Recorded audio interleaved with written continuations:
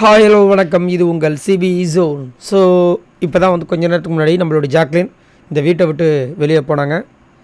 அவங்க அதிகப்படியாக இந்த பிக் பாஸ் வீட்டுக்குள்ளே யூஸ் பண்ண வேர்ட் பார்த்துக்கலாம் அது நிறைய இடங்கள் அவங்களே சொல்லியிருக்காங்க. ஆனால் அவங்க போகும்போது கடைசியாக யூஸ் பண்ண வேர்ட் இது ஏன் எனக்கு நடந்துச்சு அப்படின்னு ஒரு வார்த்தை கேட்டாங்க பாருங்கள். அப்படியே ஒரு மாதிரி மனசெல்லாம் கலங்கிடுச்சு. இதில் இவ்வளோ வருத்தங்கள் இருக்கும்போதும் ஆனால் கேமரா ஃபோக்கஸ் பண்ணிகிட்டே இருந்தாங்க. ராணா ஒரு பக்கம் சிரிக்கிறாரு, ஜெஃப்ரி ஒரு பக்கம், சத்யா ஒரு பக்கம். எப்படி உங்களுக்கெல்லாம் சிரிப்பு வருது? சான்ஸே இல்லை. இந்த மாதிரி மனிதர்களும் நம்ம நாட்டில் இருக்காங்க, செய்கிறாங்களே. அதுலேயும் குறிப்பாக ஜெஃப்ரியும் அந்த சத்யாவும் பண்ண வேலைகள்லாம் ரொம்ப டூ மச். போனதுக்கப்புறமும் சிரிக்கிறாங்க, எல்லோரும் நடிக்கிறாங்களாம். எப்படி இதெல்லாம் யோசிக்க தோணுது? நடிக்கிறாங்களோ இல்லையோ, எப்படி அந்த நேரத்தில் உங்களுக்கு தோணுது? கோவா கேங்னு வாய் கிழியே பேசுனீங்களே, அந்த கோவா கேங்கில் இருக்கவங்க தானே முக்கியமான பிளேயர் வெளியே போகிறாங்க. ஜெஃப்ரிலாம் இவ்வளோ ஒஸ்ட்டாக ஆட்டிடியூடு, செம்ம ஒஸ்ட்டாக ஆட்டிடியூடுங்க.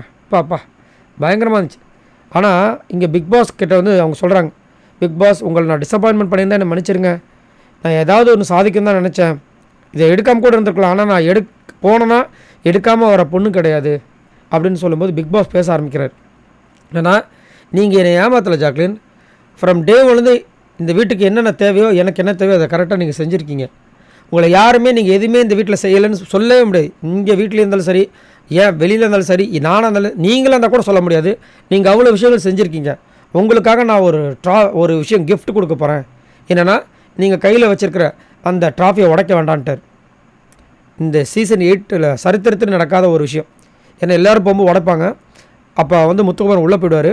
ஆனால் இந்த வாட்டி வேண்டாம் அப்படின்ட்டார். பயங்கரமாக இருந்தது. செம்ம எமோஷனல் மூமெண்ட்டு. இது மேபி பிக் பாஸ்க்கே பிடிக்காத விஷயமாக கூட இருக்கலாம். இது வேறு பின்னாடி கூட அவங்க சேனல்காரங்க கூட பண்ணியிருக்கலாம். என்ன வேணாலும் நடந்திருக்கலாம்.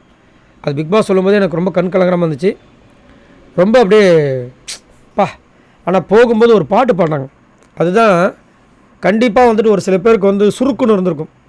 ஓப்பனாக ஒரு சில வார்த்தைகள்லாம் தோணுது. பட் என்ன பண்ணுறது, சுருக்குன்னு கண்டிப்பாக தோணிருக்கும். அந்த பாட்டு அற்புதமான நண்பர்கள் கிடைச்ச வெற்றியும் குவியுண்டான்னு அவங்க ஃப்ரெண்ட்ஷிப்பை பற்றி தான் பேசிட்டு போகிறாங்க.